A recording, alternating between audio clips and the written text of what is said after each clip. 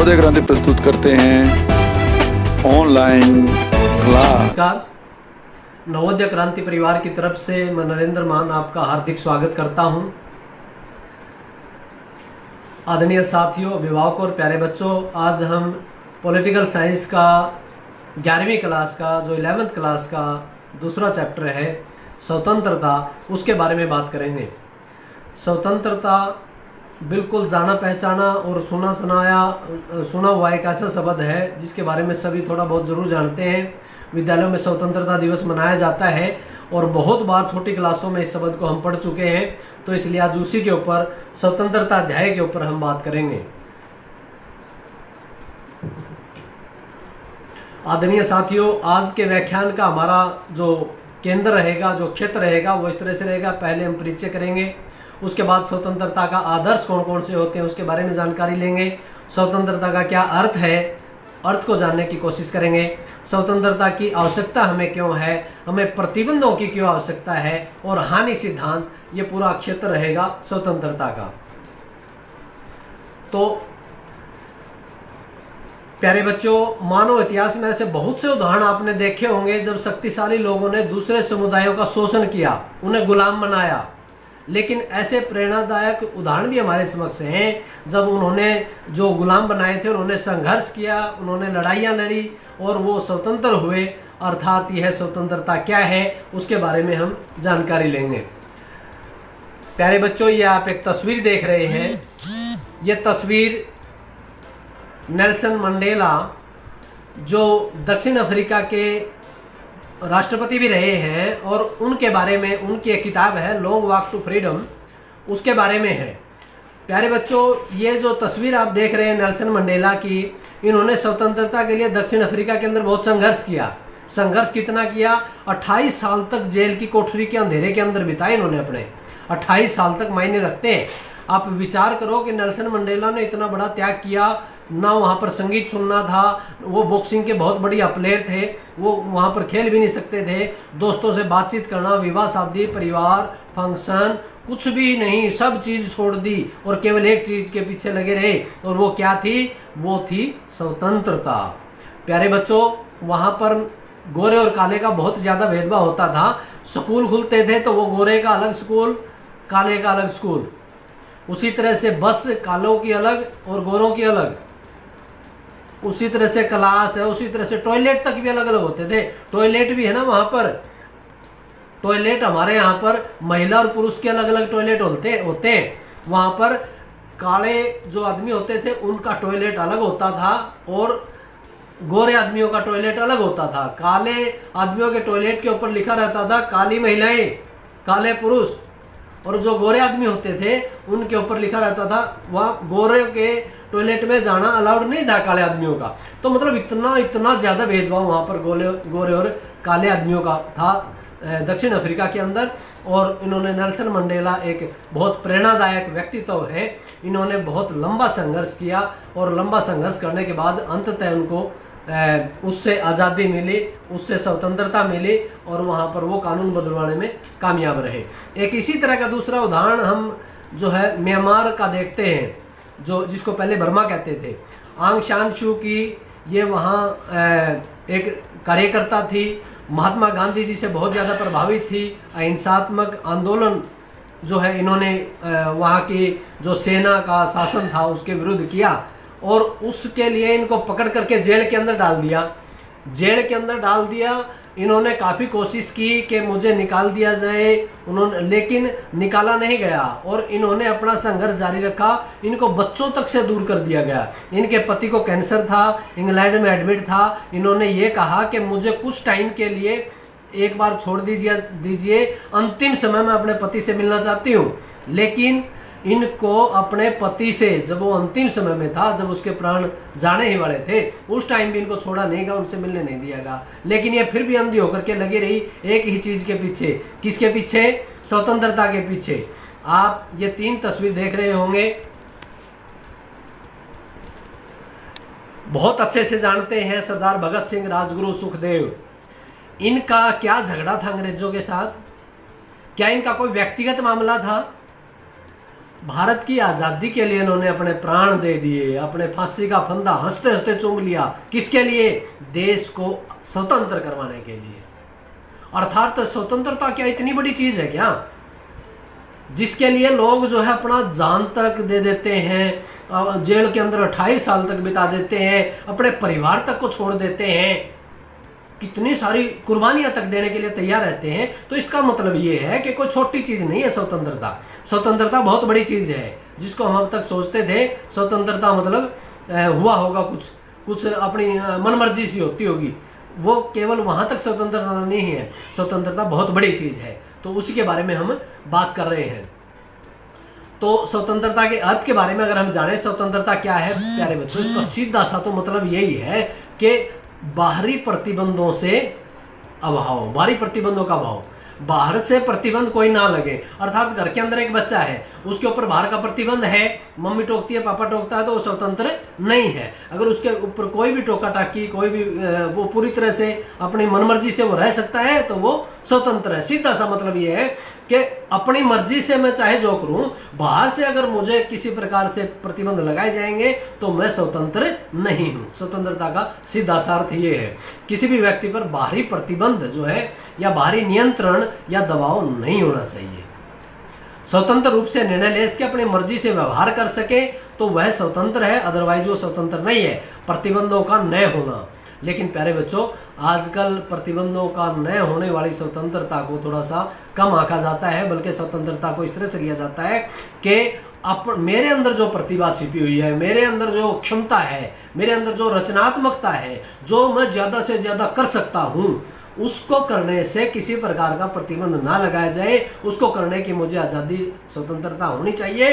स्वतंत्रता का ये अर्थ लिया जाता है। अगर इसके शाब्दिक अर्थ की बात करें तो स्वतंत्रता को इंग्लिश में कहते हैं लिबर्टी। लिबर्टी शब्द लीवर से बना है, लैटिन भाषा के लीबर शब्द से बना है, और जिसका अर्थ है पूरी स्वतंत्रता, पूर्ण स्वतंत्रता, अर्थात प्रतिबंधों का पूर्णतः अभाव, कोई प्रतिबंध नहीं, पूरी आजादी। तो परंतु वर्तमान समय में ये स्वतंत्रता, पूरी आजादी, पूर्ण स्वतंत्रता जो है वो दी जानी संभव नहीं है। तो इसलिए कुछ ना कुछ उचित प्रतिबंध लगाए जाते हैं। पूरी स्वतंत्रता दे दी तो एक चोर को पकड़ करके आप पकड़ लोगे तो उसको कहोगे कि भाई हाँ चोरी क्यों कर रहा था, कि पूरी स्वतंत्रता है, स्वतंत्रता है मुझे, और स्वतंत्रता क्या है वो मैं जानता हूं, मेरी स्वतंत्रता, मेरे ऊपर प्रतिबंध नहीं लगा सकते आप। तो वो चोर भी ये कहने लग जाएगा, गलत काम करने वाले भी सारे यही कहने लग जाएंगे कि मैं स्वतंत्र हूं। तो इसलिए पूरी आजादी तो नहीं दी जा सकती, पूरी स्वतंत्रता तो नहीं दी जा सकती। इसी तरह से जो लिबर्टी इंग्लिश में कहा जाता है, उसका दूसरा शब्द जो है वो फ्रीडम है। फ्रीडम, फ्रीडम का भी वही मतलब है, फ्रीडम का फ्री। यूरोप के अंदर कुछ जो है गुलाम बना करके रखे जाने की परंपरा थी, और वहां पर जिसको जो गुलाम नहीं था उसको फ्री कहा जाता था कि ये फ्री है, वो अपनी मर्जी से अपना जीवन जी सकता था। तो इसलिए जो है वो फ्रीडम का भी यही मतलब है, और लिबर्टी का भी यही मतलब है, पूर्ण प्रतिबंधों का पूर्णतः अभाव, अपनी मन मर्जी से जी सके। तो गैटल ने इसकी परिभाषा दी है कि सकारात्मक शक्ति है स्वतंत्रता, जिसको करने से हमें आनंद की प्राप्ति होती है, जो कार्य करने योग्य हो, को करने की छूट स्वतंत्रता कहा जाता है। स्वराज शब्द का भी प्रयोग किया जाता है, स्वराज। बाल गंगाधर तिलक जी ने कहा था कि स्वराज मेरा जन्म सिद्ध अधिकार है, मैं इसे लेकर रहूंगा, और उसी तरह का महात्मा गांधी जी ने हिंद स्वराज में जो है लिख करके उसको प्रकट किया। तो इसी प्रकार की बाहरी सीमा, बाहरी प्रतिबंधों का भाव को हम स्वतंत्रता कह सकते हैं। लेकिन आजकल के सभ्य समाज के अंदर पूर्णतः स्वतंत्रता किसी को प्राप्त नहीं हो सकती, के ऊपर कुछ ना कुछ उचित प्रतिबंध लगाने पड़ेंगे, और वो प्रतिबंध कौन से होंगे, वो प्रतिबंध न्यायोचित होनी चाहिए। न्यायोचित प्रतिबंध कौन से होते हैं, उसके ऊपर हमें चिंतन करना पड़ेगा कि प्रतिबंध न्यायोचित कौन कौन से हो सकते हैं, उसके ऊपर हम बात करते हैं। उससे पहले हम बात करते हैं कि स्वतंत्रता का संरक्षक, स्वतंत्रता कहां पर सुरक्षित रह सकती है। अगर ये चीजें हैं तो स्वतंत्रता है, नहीं तो स्वतंत्रता खत्म हो जाएगी। कोई एक भी चीज वहां पर नहीं है तो स्वतंत्रता नहीं है। वो कौन कौन सी चीज है, में कॉपी और पेन आपके पास होगा, आप साथ साथ में नोट कर भी रहे होंगे और भी नोट कर लीजिएगा। स्वतंत्रता के संरक्षक कौन कौन से हैं जिनके आधार पर स्वतंत्रता सुरक्षित रह सकती है? वो है एक तो सबसे पहले तो प्रजातंत्र की स्थापना। जहां पर लोकतंत्र है स्वतंत्रता वहीं पर रह सकती है। तानाशाही जो शासन व्यवस्था होती है वो तो होती ही स्वतंत्रता के विरुद्ध है, वहां पर तो स्वतंत्रता रह ही नहीं सकती। मौलिक अधिकारों की घोषणा भी होनी चाहिए। जहां लोगों को यही नहीं पता होगा कि मेरे अधिकार कौन से हैं, तो वहां वो क्या स्वतंत्रता की मांग करेगा? इसलिए वहां पर भी स्वतंत्रता नहीं रह सकती जहां पर मौलिक अधिकारों की घोषणा संवैधानिक है, चाहे वो संविधान से अलग कोई डॉक्यूमेंट इस तरह का तैयार किया गया है जिसके आधार पर मौलिक अधिकार सभी नागरिकों को दिए गए हैं। उसके अतिरिक्त शक्तियों का पृथक्करण होना चाहिए। अगर कार्यपालिका न्यायपालिका या विधान पालिका कार्यपालिका न्यायपालिका आपस में गुथी हुई होंगी तो वहां पर तो न्याय नहीं मांग सकते आप, और न्याय नहीं होगा तो वहां स्वतंत्रता कैसे रह सकती है? स्वतंत्रता को छीन लिया गया, किसके द्वारा छीना जाता है? आमतौर पर स्वतंत्रता को सबसे ज्यादा जो डर रहता है वो कार्यपालिका से रहता है, और कार्यपालिका अगर स्वतंत्रता को छीनेगी तो उसके विरुद्ध व्यक्ति और नागरिक कहां पर जाते हैं? अब उसके तीसरे अंक के पास जाते हैं, न्यायपालिका के पास। और कार्यपालिका और न्यायपालिका अगर गुथी हुई होंगी, आपस में मिली हुई होंगी, शक्तियां अलग अलग नहीं होंगी, तो वहां पर न्याय मिलने की संभावना ना के बराबर है। इसलिए शक्तियों का पृथक्करण होना चाहिए। कानून बनाने वाली संस्था को अलग शक्तियां, कार्यपालिका की अलग शक्तियां, और न्यायपालिका पूरी तरह से स्वतंत्र और निष्पक्ष होकर के अलग शक्तियां उसको दी जानी चाहिए। अर्थात न्यायपालिका की स्वतंत्रता भी बहुत जरूरी है। उसके अतिरिक्त न्यायपालिका की खाली स्वतंत्रता से भी न्याय नहीं मिलता। स्वतंत्रता, न्यायपालिका की स्वतंत्रता से भी खाली सबकी स्वतंत्रता की सुरक्षा नहीं हो सकती। उतना ही जरूरी है सरल और शीघ्र न्याय। जितनी जल्दी न्याय होगा, जितना सरल न्याय होगा, वो उतना ही आम आदमी को, गरीब आदमी को, जिसके स्वतंत्रता आमतौर पर छीने जाने की संभावना रहती है, उसको न्याय मिल। समान अधिकार होने चाहिए सबके, चाहे वो कोई भी किसी भी तरह का व्यक्ति है, कोई अमीर है, कोई गरीब है, कैसा भी है, किसी भी धर्म और जाति से संबंध रखता है, एक समान सबके अधिकार होने चाहिए। कोई एक गुनाह करेगा, चाहे वो बड़ा है चाहे छोटा है, उसको समान रूप से सजा मिलनी चाहिए, तो स्वतंत्रता वहां पर रहेगी। उसके अतिरिक्त पक्षपात रहित शासन व्यवस्था होगी तो ही वहां पर स्वतंत्रता रह सकती है। जहां पर पक्षपात होगा तो वहां पर स्वतंत्रता रह नहीं सकती। आर्थिक सुरक्षा भी बहुत जरूरी है। पैसे के बिना न्याय नहीं मिलता, पैसे के बिना स्वतंत्रता को आप सुरक्षित नहीं रख सकते। आपके बच्चे भूखे हैं तो आप स्वतंत्रता की बात नहीं कर सकते, सबसे पहले आप रोटी की बात करेंगे। तो इसलिए आर्थिक सुरक्षा बहुत जरूरी है। मूलभूत जरूरतें जो रोटी, कपड़ा, मकान, शिक्षा, स्वास्थ्य और सम्मान, रोटी, कपड़ा, मकान, शिक्षा, स्वास्थ्य और सम्मान, ये भी बहुत जरूरी है किसी भी व्यक्ति के लिए, तभी वो स्वतंत्रता की मांग कर सकता है। कानून का शासन,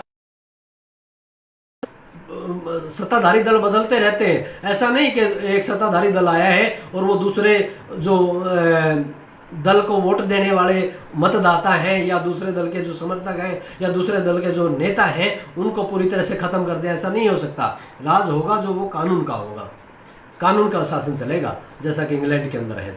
और उसके अतिरिक्त एक और बहुत जरूरी है हमारे लिए स्वतंत्रता के लिए, वो सतत जागरूकता। निरंतर हमें जागरूक रहना पड़ेगा अपनी स्वतंत्रता के लिए। जैसे ही स्वतंत्रता छीनी उसके खिलाफ हमें आवाज उठानी पड़ेगी कि हमारी स्वतंत्रता छीनी गई है, के लिए हमें मांग करनी पड़ेगी। जागरूकता बहुत जरूरी है नागरिकों के अंदर। नागरिकों को यह भी पता नहीं होता ये मुझे स्वतंत्रता मिली हुई है, नहीं हुई, मिली हुई, और मिली हुई है तो वो चली जाएगी तो मैं क्या करूंगा, कहाँ कोर्ट का रास्ता कहाँ से है, कैसे मैं एप्लीकेशन दे सकता हूँ, कैसे मैं अपनी स्वतंत्रता को ले सकता हूँ, क्या प्रावधान है, क्या प्रोसीजर है, कुछ भी जानकारी नहीं होती। इसलिए जागरूकता बहुत जरूरी है ताकि जब भी स्वतंत्रता छीने उसी समय हमें जो है उसको मांगने के लिए, अपने हक को मांगने के लिए हम आगे आए। तो इसलिए जागरूकता बहुत जरूरी है। स्वतंत्रता की अब हम बात करते हैं। ये जो हमने बात की, ये सारी की सारी बातें जो है वो स्वतंत्रता के लिए बहुत जरूरी है। अगर ये है तो स्वतंत्रता है, नहीं तो स्वतंत्रता नहीं है। कौन कौन सी बातें हैं? प्रजातंत्र की स्थापना, मौलिक अधिकारों की घोषणा, शक्तियों को अलग अलग करना, न्यायपालिका की स्वतंत्रता, सरल और शीघ्र न्याय, समान अधिकार सबको मिले, पक्षपात रहित शासन व्यवस्था हो, सबको आर्थिक सुरक्षा मिले, कानून का शासन हो और नागरिक जागरूक हो, तो ही स्वतंत्रता रहेगी, अदरवाइज स्वतंत्रता चली जाएगी। अब हम बात करते हैं जो पहले हमने बात जहां पर छोड़ी थी कि स्वतंत्रता मतलब पूर्ण प्रतिबंध रहित बिना किसी प्रतिबंध के पूरी आजादी। और जब हम बात कर रहे थे अंत में यहाँ पर पहुंचे थे कि ऐसी आजादी नहीं मिल सकती किसी भी व्यक्ति को सभ्य समाज के अंदर, तो इसलिए उसके ऊपर उचित प्रतिबंध लगाए जाने जरूरी होते हैं। तो प्रतिबंध वो किस तरह के उचित और अनुचित का प्रश्न आया ना। अब तो मतलब हम यहाँ तक तो सहमत हो गए कि प्रतिबंध तो लगने ही लगने हैं स्वतंत्रता के ऊपर। बात है उचित प्रतिबंध और अनुचित प्रतिबंध की। प्यारे बच्चों, जहां पर तानाशाही शासन व्यवस्था होती है वहां पर जो प्रतिबंध लगाए जाते हैं वो जनता की स्वतंत्रता को छीनने के लिए लगाए जाते हैं, उनकी स्वतंत्रता को खत्म करने के लिए लगाए जाते हैं। लेकिन जैसा कि साउथ अफ्रीका के अंदर था, जैसा कि म्यांमार के अंदर अभी आपने पढ़ा, वहां पर जो प्रतिबंध लगाए गए थे वो जनता के खिलाफ थे, वो किसी न किसी के विरुद्ध थे, वो लगाए गए थे। लेकिन जहां पर आजकल लगभग संसार के सभी देशों के अंदर लोकतांत्रिक शासन व्यवस्था, जैसा आप जानते हैं, लोगों की मर्जी से, लोगों की वोटों के माध्यम से सरकार बनती है, और लोगों की मर्जी के खिलाफ, लोगों के विरुद्ध अगर वो सरकार काम करने लगेगी, लोकतांत्रिक सरकार, तो लोग तो नाराज हो जाएंगे। अगला फिर इलेक्शन आने वाला है, फिर इलेक्शन आएगा तो फिर उस पार्टी को समाप्त कर देंगे, उसको वोट नहीं देंगे, उसको सत्ता से बाहर कर देंगे। तो इसलिए कोई भी सरकार जो है वो नागरिकों को नाराज करके उनकी स्वतंत्रता पर इस तरह से प्रतिबंध नहीं लगा सकती। लोकतांत्रिक शासन व्यवस्था के अंदर जो स्वतंत्रता के ऊपर प्रतिबंध लगाए जाते हैं वो आमतौर पर उचित प्रतिबंध ही लगाए जाते हैं। वो आमतौर पर जनता की सुरक्षा के लिए, जनता को लाभ पहुंचाने के उद्देश्य से, जनता को सामाजिक, आर्थिक, राजनीतिक, अन्य किसी प्रकार का लाभ पहुंचाने के लिए ही प्रतिबंध लगाए जाते हैं। तो इसलिए वो जनता को फायदे के लिए होते हैं लोकतांत्रिक शासन व्यवस्था के अंदर। अर्थात हम कह सकते हैं कि लोकतंत्र के अंदर जो प्रतिबंध लगाए जाते हैं अधिकतर वो न्यायोचित होते हैं, अधिकतर वो उचित होते हैं। और अगर अनुचित होते हैं तो जनता जागरूक हो तो वो उनके विरुद्ध आवाज उठाती है और सरकार को उस दबाव में वापस लेने पड़ते हैं वो प्रतिबंध। एक और सुभाष चंद्र बोस जी की स्वतंत्रता के बारे में जरूर मैं कुछ शब्द जो है वो आपके सामने लेकर के आना चाहूँगा। आप इसको देखिए, आपके एनसीईआरटी की बुक के अंदर भी ये मिलेगा आपको, अलग बॉक्स के अंदर। सुभाष चंद्र बोस जी ने 1929 में एक भाषण के दौरान ये बात कही थी कि स्वतंत्रता से मेरा आशय ऐसी सर्वांगीण स्वतंत्रता से है जो व्यक्ति और समाज की हो, अमीर और गरीब की हो, स्त्रियों और पुरुषों की हो, सभी की हो, सभी लोगों की हो, सभी वर्गों की हो। इस स्वतंत्रता का मतलब न केवल राजनीतिक गुलामी से मुक्ति होगी बल्कि संपत्ति का समान बंटवारा, जातिगत अवरोधों और सामाजिक असमानताओं का अंत तथा सांप्रदायिक और धार्मिक असहिष्णुता सर्वनाश हो। अर्थात स्वतंत्रता से मतलब केवल उन्होंने प्रतिबंधों के अभाव से नहीं लिया, उन्होंने कहा कि गरीबी से भी मुक्ति होनी चाहिए, जो सामाजिक भेदभाव तरह तरह के हैं उनसे भी मुक्ति होनी चाहिए, उनका भी नाश होना चाहिए, वो भी अलग होने चाहिए, और जो है जो आर्थिक असमानता है वो भी काफी हद तक दूर होनी चाहिए। तो सभी वर्गों के लिए हो, ऐसा नहीं कि स्वतंत्रता पुरुषों की बात करें महिलाओं की ना करें। स्वतंत्रता जो हो 1929 की बात है, 1929 में तो महिलाओं को वोट का अधिकार भी बहुत सारे देशों में नहीं था। उस समय सुभाष चंद्र बोस जी ने कहा था कि वो स्वतंत्रता जो हम चाह रहे हैं वो केवल पुरुषों के लिए नहीं होगी कि ये समझ लें कि पुरुष ही वोट डालने का अधिकार प्राप्त करेंगे। वो जो स्वतंत्रता होगी वो पुरुषों के लिए भी होगी, महिलाओं के लिए भी होगी, सबके लिए होगी। तो वो सुभाष चंद्र बोस जी के इस तरह के विचारधारा थी स्वतंत्रता के बारे में। तो प्यारे बच्चों, स्वतंत्रता के संदर्भ में हम सबको खुला नहीं छोड़ सकते। लोगों के मतों में अंतर होता है, मेरी विचारधारा अलग हो सकती है, आपकी विचारधारा अलग हो सकती है। राजनीति विज्ञान तो बहुत बेहतरीन विषय इस संदर्भ में है कि वो सब अपने अपने विचारधाराओं को रखते हुए भी हम जो इसको पढ़ते हैं और अपनी विचारधारा अपने पास रखते हैं। विचारधारा का बना बनाया कोई तैयार माल यहाँ पर आपके सामने प्रस्तुत नहीं किया जाता। प्रत्येक तरह की विचारधाराओं की, प्रत्येक तरह की अवधारणाएं, प्रत्येक तरह की परिभाषाएं, प्रत्येक तरह के अर्थ और संभावनाएं सभी आपके सामने रखे जाते हैं। सही और गलत का निर्णय आपको स्वयं करना होता है। तो प्यारे बच्चों, हमारे साधन सीमित होते हैं, उनके लिए झगड़ा हो सकता है। झगड़ा तो कहीं पर भी हो सकता है। गाड़ी पार्किंग करते हुए बैक ले रहे थे, वो पिछले वाला आदमी उतर करके वो झगड़ा करने लग जाता है। कहीं पर भी झगड़ा की संभावना हो सकती है। साइकिल पर एक मोटरसाइकिल वाला लड़का जो है वो ऐसे ऐसे करके सड़क पर साइकिल चला रहा था और वो बाइक वाले ने रोक करके वो उसको पकड़ लिया, तो हो गया झगड़ा वहीं पे। तो झगड़ा कहीं पर भी हो सकता है, और झगड़ा उस झगड़े को मिटाने के लिए क्या करना होगा, क्या कुछ ना कुछ तो व्यवस्था बनानी पड़ेगी, ताकि अगर झगड़ा होगा तो वो हो सकता है समाज के अंदर सुलझे या वो कोर्ट के अंदर जाए। कोर्ट के अंदर जाएगा, उसके लिए कानूनों की आवश्यकता पड़ेगी। कानून कौन बनाता है? विधान पालिका बनाती है। उसको देखने की काम जो कानून के पालना के संदर्भ में जो अंतिम जिम्मेदारी है वो हमारी अंतिम शरण स्थली जिसको न्यायपालिका कहा जाता है, न्यायपालिका की है। अर्थात सवाल यहाँ पर यह हो जाता है कि प्रतिबंध जो हो वो किस तरह के हो। क्या गाड़ी बैक ले रहा हूं उसके संदर्भ में भी कोई ना कोई नियम और कानून बने, क्या सड़क पर कैसे चले उसके संदर्भ में भी कोई नियम और कानून बने, वो किस तरह के प्रतिबंध हो हमारे जीवन में।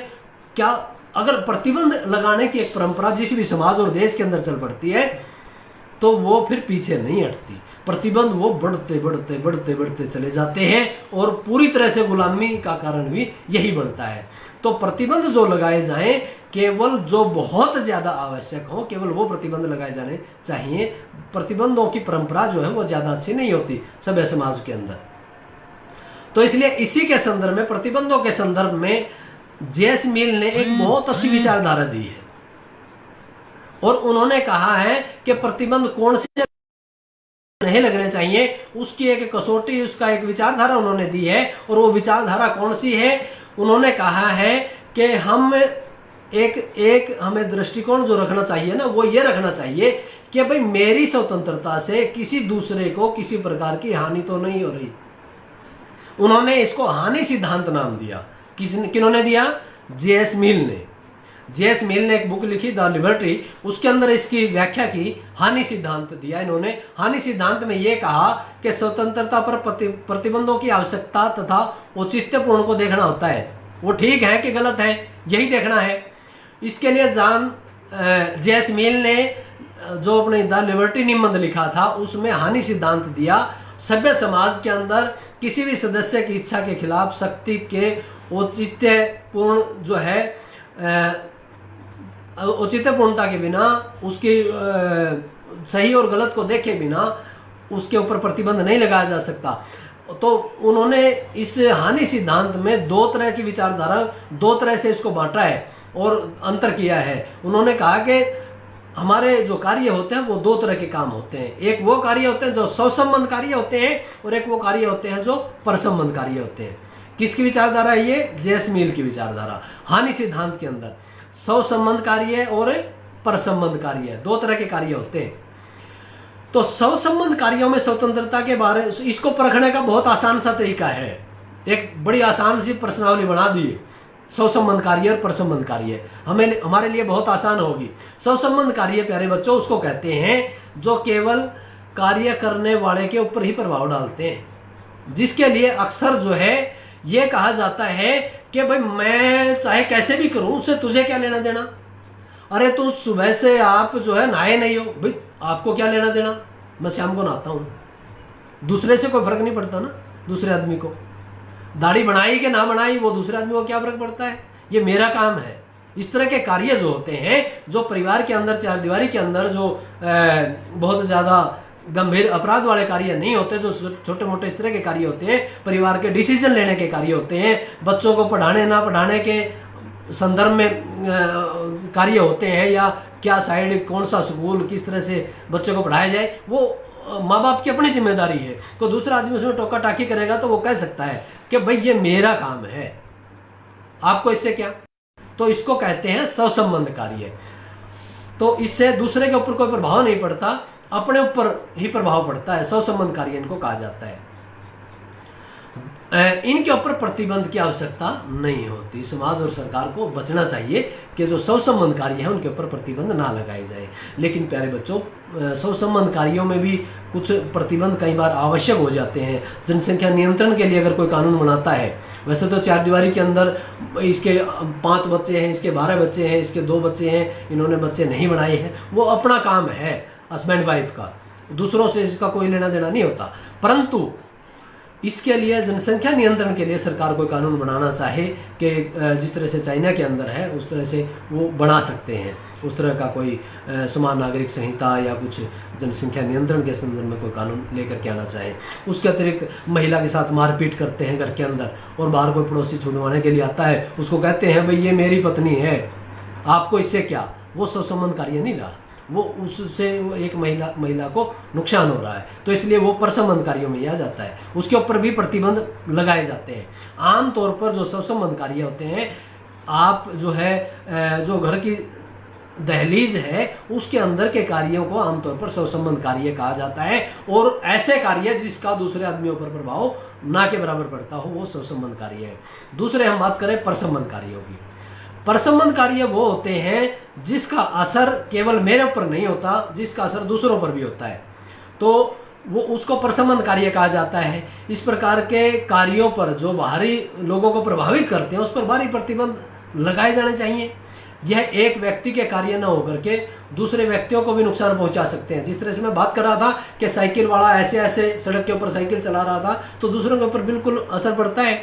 दूसरा कोई बाइक वाला, गाड़ी वाला उससे बचने की कोशिश करेगा, हो सकता है दूसरी साइड में कहीं पर एक्सीडेंट हो जाए, उसका कहीं टक्कर लग जाए, तो वो संबंध कार्य नहीं रहा, वो परसंबंध कार्यों में आता है साइकिल चलाना। इस तरह से तो घर की दहलीज से जैसे हम बाहर निकलते हैं हमारे पर बहुत सारे रूल लागू होते हैं, सड़क के किस साइड चलना है, कैसे चलना है, क्या स्पीड लिमिट रहेगी, तो बहुत सारे नियमों के अनुसार हमें अपने कदम बाहर रखने पड़ते हैं। चाहे पैदल चलने वाले हैं उनके लिए भी कानून बने हुए हैं, तो इसलिए उनको परसंबंध कार्य कहा जाता है, क्योंकि उसका प्रभाव दूसरों पर पड़ता है, दूसरों की जिंदगी को संकट में डाल सकता है, तो इसलिए वो परसंबंध कार्यों में आते हैं।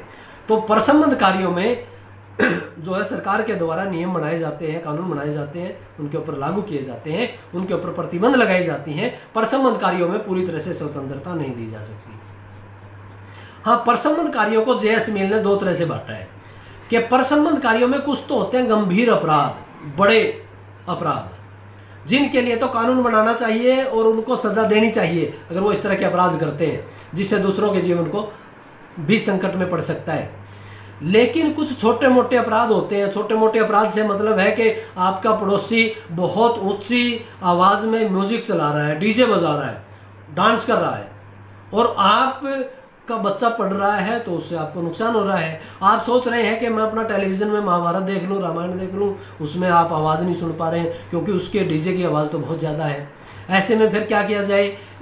या तो इन छोटे मोटे कामों के लिए भी अगर कानून की आड़ लेने पड़ेंगे, हमें उसकी दरखास्त देने के लिए थाने में जाना पड़ेगा, या ऑनलाइन हम अगर एफआईआर दर्ज करवाते हैं फिर वो गवाही होगी, कोर्ट में केस चलेगा, वकील चाहिएगा, तो इतना लंबा चौड़ा हमें वो करना पड़ेगा उसकी बजाय। और उधर दूसरी तरफ जो है पुलिस का, कोर्ट का समय जो है वो भी खराब होगा और बर्डन बहुत ज़्यादा बढ़ जाएगा इन छोटी मोटी शिकायतों से। तो इसलिए जे.एस. मिल ने कहा है कि इस तरह के जो छोटे मोटे झगड़े हैं, कोई ठीक से नहीं चल रहा है, कोई साइकिल बाहर ठीक नहीं चला रहा है, या छोटे मोटे मामले हैं, उनको सामाजिक रूप से वहीं पर निपटा लेना चाहिए। उनको कोर्ट कचहरी और पुलिस तक जाने की आवश्यकता नहीं होती, उनके लिए कानून की जरूरत नहीं होती। इन छोटे मोटे कार्यों पर भी अगर कानून बनाने लग जाएंगे तो फिर तो स्वतंत्रता रहेगी नहीं। धीरे धीरे पूरी तरह से आदमी जो एक रोबोट बन जाएगा, एक मशीन बन जाएगा, क्या स्वतंत्रता रहेगी फिर उसकी? आदमी के पास दिमाग है,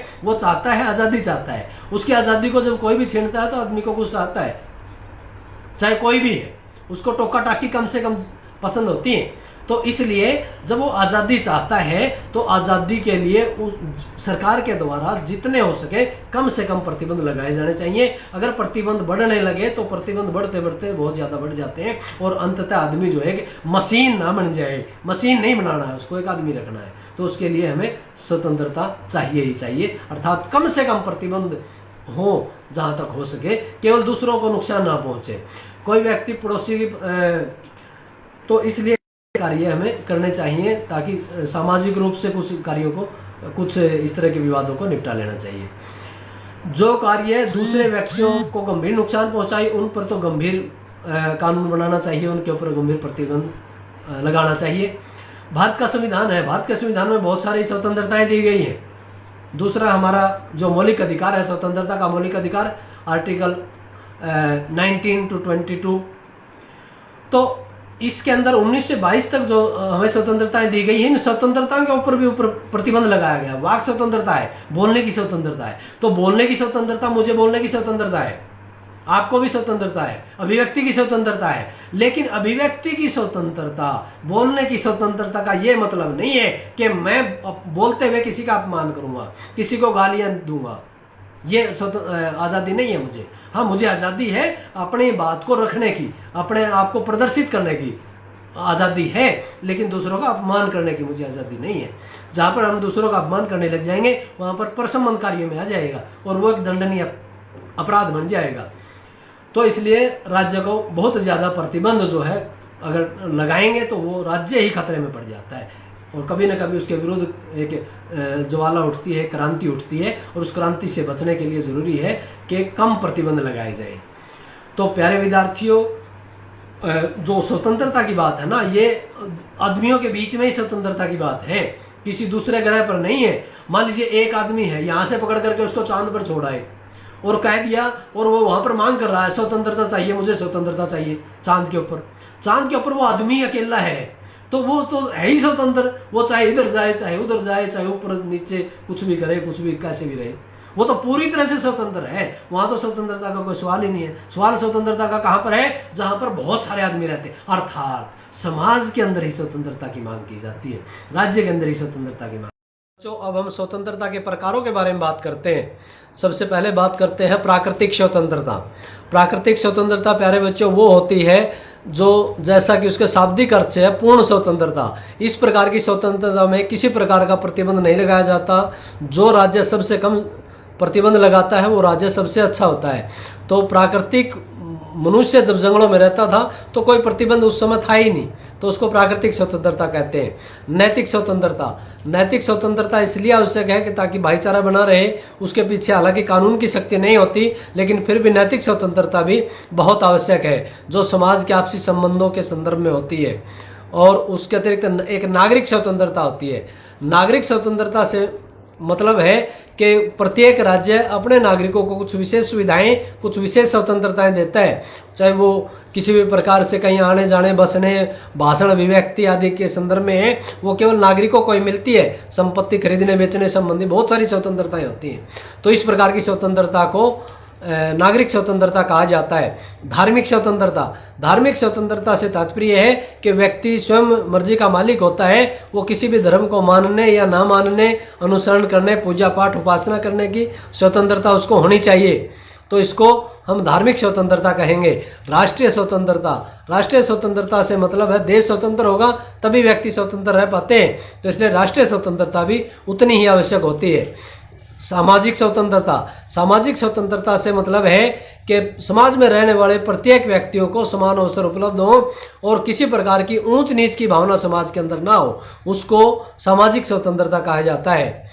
आर्थिक स्वतंत्रता, आर्थिक स्वतंत्रता से तात्पर्य है कि समाज के अंदर रहने वाले प्रत्येक व्यक्ति की जो मूलभूत आवश्यकताएं हैं वो कम से कम पूरी होनी चाहिए। इतनी आर्थिक जरूरतें पूरी होनी चाहिए कि वो जो है अपना जीवन यापन कर सके, अपने बच्चों का पालन पोषण और पढ़ाई करवा सके। तो इसलिए इसको आर्थिक स्वतंत्रता कहते हैं। तो प्यारे बच्चों, ये स्वतंत्रताएं थी। उसके अतिरिक्त हम बात करते हैं स्वतंत्रता के पहलुओं के बारे में। स्वतंत्रता के प्यारे बच्चों दो पहलू होते हैं, एक नकारात्मक नेगेटिव और दूसरा सकारात्मक पहलू, सकारात्मक स्वतंत्रता, पॉजिटिव लिबर्टी। तो जो नकारात्मक स्वतंत्रता होती है, इसका मतलब होता है कि वो स्वतंत्रता जिसमें मनुष्य को पूरी स्वतंत्रता मिले, कोई भी प्रतिबंध उसके ऊपर ना लगे। जेम्स मिल कहते हैं कि व्यक्ति अपने कर्मों का, अपने भले बुरे का खुद सोच सकता है, उसके पास बुद्धि है, उसके पास कौशल है, अपने शरीर का वो स्वयं मालिक है, उसके ऊपर कम से कम प्रतिबंध लगने चाहिए। इस प्रकार की स्वतंत्रता को नकारात्मक स्वतंत्रता कहते हैं। लेकिन आजकल सभ्य समाज के अंदर नकारात्मक स्वतंत्रता नहीं दी जा सकती, क्योंकि नकारात्मक स्वतंत्रता से दूसरों की स्वतंत्रताएं बाधित होती है। किसी भी व्यक्ति को पूरी तरह से छूट नहीं दी जा सकती, खुला नहीं छोड़ा जा सकता, उसके ऊपर बहुत सारे प्रतिबंध लगाने आवश्यक हो जाते हैं। और दूसरे प्रकार की जो स्वतंत्रता है वो है सकारात्मक स्वतंत्रता। आजकल सभ्य समाज के अंदर यही स्वतंत्रता दी जाती है, उचित प्रतिबंध लगाए जाते हैं स्वतंत्रता के ऊपर, उसको सकारात्मक स्वतंत्रता कहते हैं, ताकि खुद भी मनुष्य जो है विकास करे और दूसरे व्यक्तियों के विकास में किसी प्रकार की बाधा उत्पन्न ना करे, दूसरों की स्वतंत्रता में किसी प्रकार का रुकावट पैदा ना करे। तो इस प्रकार की स्वतंत्रता को सकारात्मक स्वतंत्रता कहते हैं। आजकल सभ्य समाजों के अंदर यही स्वतंत्रता, सकारात्मक स्वतंत्रताएं मिलती है, यानी कि उचित प्रतिबंधों सहित जो स्वतंत्रता है वो स्वतंत्रता का सही अर्थ माना जाता है। अब एक दो प्रश्न मैं आपसे पूछता हूं प्यारे बच्चों, स्वतंत्रता का पूरा चैप्टर हमने पढ़ा है कि स्वतंत्रता के लिए जो है ये बताइए कि चीन के अंदर ना एक माओ राज था, जब एक माओ सूट बना दिया गया और सभी नागरिक वहां के एक जैसे नजर आए, उसके लिए माओ सूट पहनना सबके लिए कंपलसरी कर दिया गया।